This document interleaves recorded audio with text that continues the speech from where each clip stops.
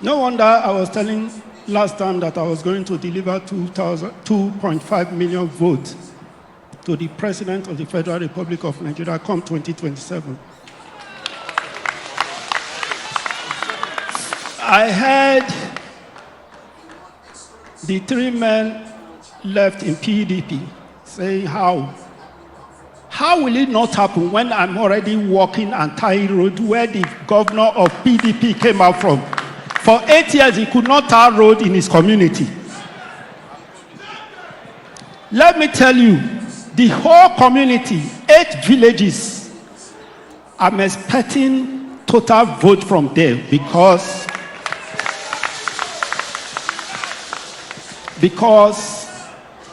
for 8 years, their old son could not step his feet into the community.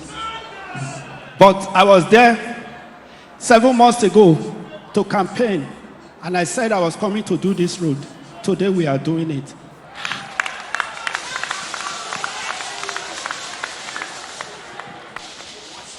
No wonder I was telling last time that I was going to deliver 2.5 million votes to the President of the Federal Republic of Nigeria come 2027. I heard the three men left in PDP saying how will it not happen when I'm already walking Antai Road where the governor of PDP came out from? For 8 years, he could not tar road in his community. Let me tell you, the whole community, 8 villages, I'm expecting total vote from there because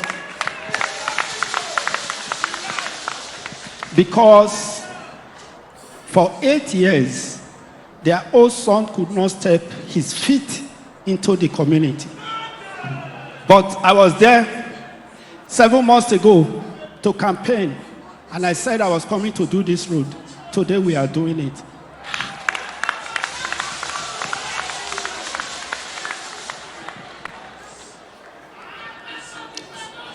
How are all these things happening?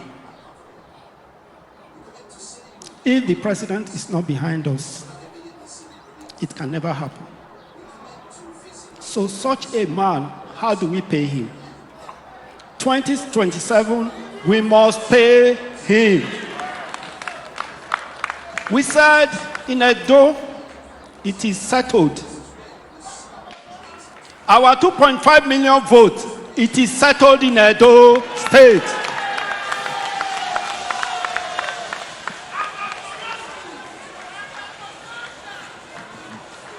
When he was contesting,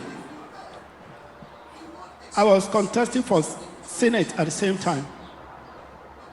Nobody gave him chance. They seized the money, they seized petrol. It's only air that God created that they could not seize. There was nothing seizable to frustrate him that they could not seize.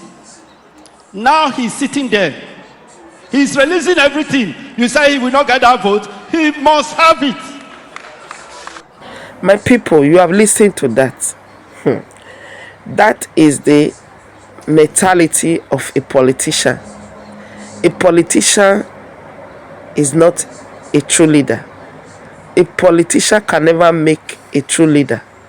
Why? Because before you know it, they will be thinking nothing on their mind the next coming election. You overheard him telling you, singing on your ear about vote, next coming election, the next, how many votes. That is what he has on his mind. Did you hear him talking about the development of the state? The strategy is putting on ground, the idea, the solution, how it will solve the problem of insecurity, the problem of the insecurity in Edo State. Edo State, as I'm talking to you, is bleeding. The Fulani is taking over using the using the army, using army in a disguise to collect people houses. Do you hear him address all of that? No, he cannot address all of that because he's a politician. He will always be talking about the next coming election, how many votes is want to secure for the president, for Balabu.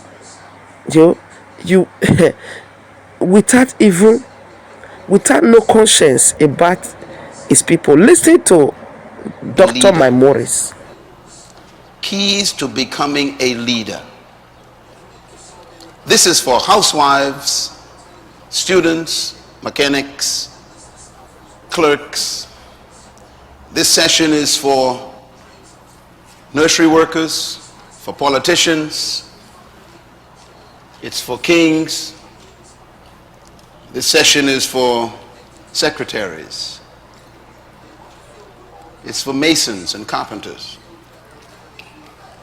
How to become a leader. Leadership is very, very complicated because it is subtle. Most of the people who we call leaders are really not leaders. The problem is, if you don't know what something looks like, you can't tell it when you see it. I just said something important. In other words, if you don't know what a leader is supposed to be and look like, you can never ascertain when you saw one.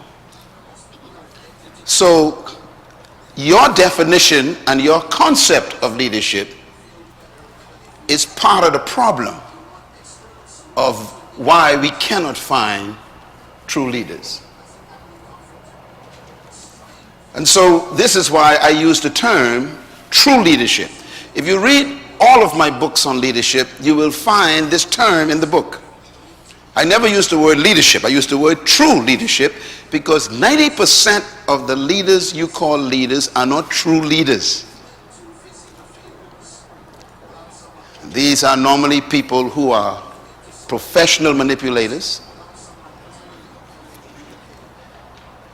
They wield power. They threaten people. They have the element of force. They can force things that go their way. They have an oppressive spirit where they withhold from you in order to manipulate you things that you want.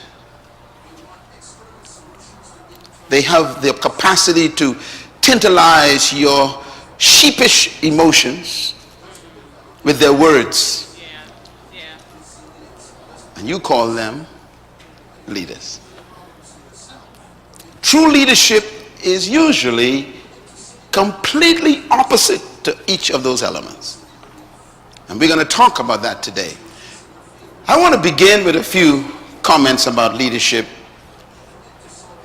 as to what true leadership is. First, make a note of this. True leadership is not about control.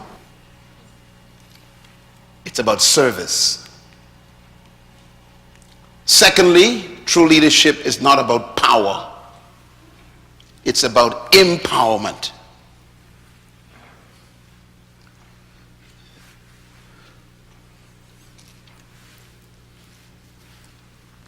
Most followers would say about their leader, that's a powerful person. Well, you just exposed the fact that they are not a true leader.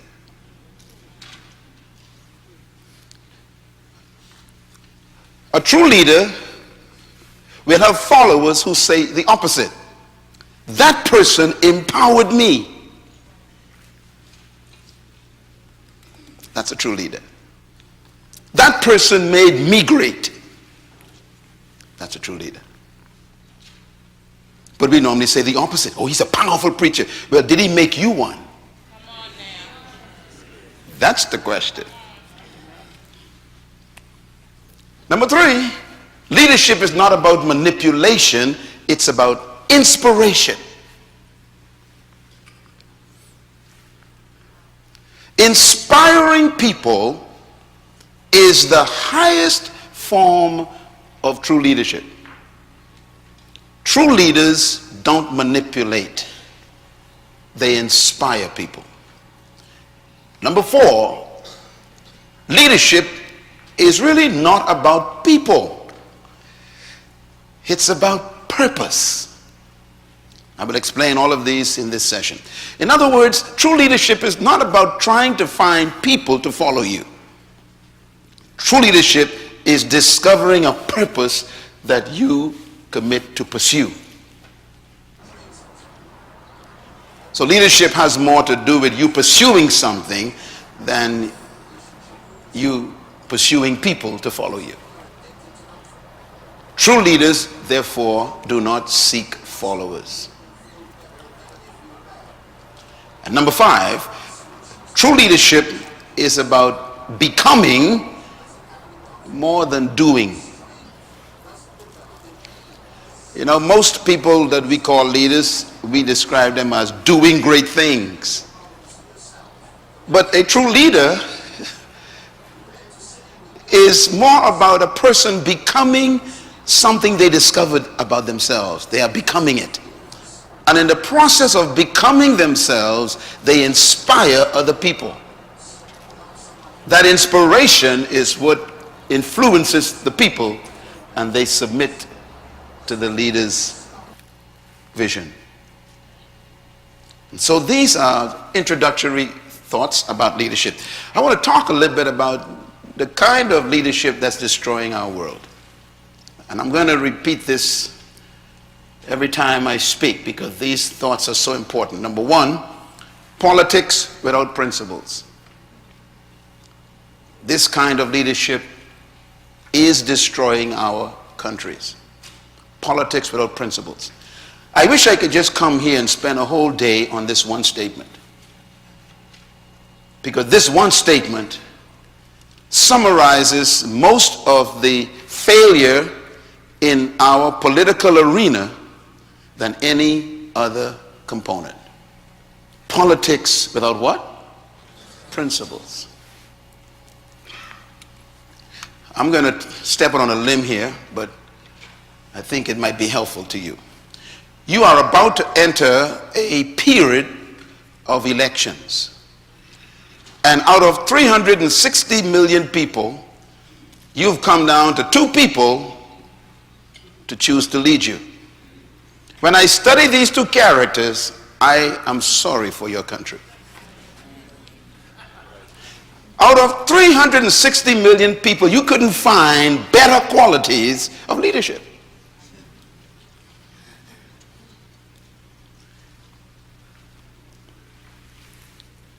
One of my major concerns about the present leadership is this statement, number 1. That's your problem. Politics without principles. And this is what you have to deal with right now. I don't know if you are a kingdom citizen. I am not sure how you have to vote. I am praying for you. It's tough. Because the defects that exist in both are so serious that you are hard-pressed to decide between the 2. And that's because your culture, especially your political culture, does not lend itself to produce true leaders.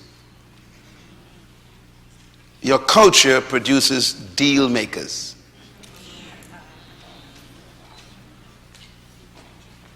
So you will compromise your principles to please some people. That's what you produce. Leaders who compromise their personal principles to please groups of people. Therefore, you are no longer a leader. You are automatically being led. This is your problem. The second leadership that will destroy us is pleasure without conscience. Third, wealth without work.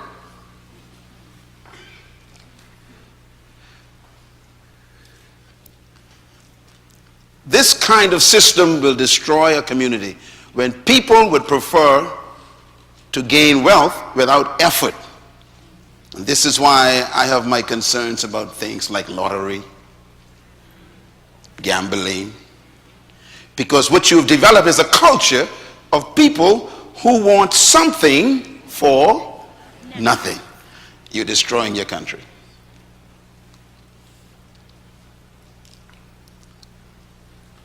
The fourth component that would destroy a country is knowledge without and character, rather. You know, a lot of smart people are using their knowledge to destroy. It seems as if the more intelligent we become, the more dangerous we become. People, for example, know the system so well that they can actually end up paying no taxes because they have knowledge you don't have. And therefore, they violate character. Number 5, business without morality. This is what has destroyed our global economy lately. What have destroyed us is a few businessmen in New York saw an opportunity to make some loans to people who couldn't pay it back. And they knew they couldn't pay it back. So they were immoral in business. The rest is history. The world is still trying to recover. And number 6, science without humanity. It's good to have scientific advancement, but when you do not regulate that with conscience and humanity, the science can destroy. You know, they developed a pill that can destroy a baby in the womb if you don't want the baby. The pill can actually dissolve the baby. It's made in France. That's science without humanity. And then the last one is worship without sacrifice. That will destroy us. Worship without sacrifice. Mahatma Gandhi made these statements, and I love what he says here. He says, if we pursue God without willing to sacrifice personal pleasure, we are destructive. I think we've seen this in our experience, especially in what you call religion. Great spiritual leaders who claim to worship God at the highest level, but they cannot keep their zipper up. They cannot sacrifice self-discipline. That's destroying us.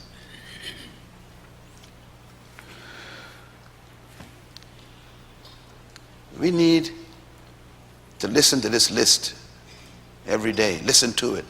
Let it talk to you. And then measure your leaders against it after you measure yourself against it. Leadership. Let's talk a little bit about politics.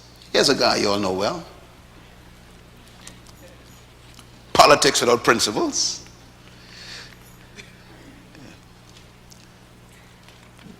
The kind of leaders we need.